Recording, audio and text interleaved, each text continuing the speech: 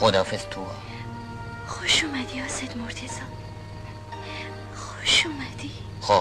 خب که خوب. آسد مرتضی چی؟ مثل شوهرها با هم حرف با من شوهر چه ریختی حرف میزنه؟ چه میدونم، یه جوری که دل آدم آب میشه. دوام کن. شوم چی داریم خانم؟ دمی باقالی. نه بازم دم پختک. با این سنار سشه خرجی که نمیشه هر شب پلوی 7 رنگ پخت. مگه مهمونی 7 دولته؟ مگه کنیز آوردی؟ همون اسمت به درد تو میخوره. اونم یه زنه، منم یه زن.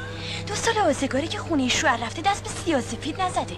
متصل دماینه نشسته زیر ابرو ور میداره، یا چادرشو میکشه سرش با عطاره و بزازه و رزازه کره میره و هره میاد. اون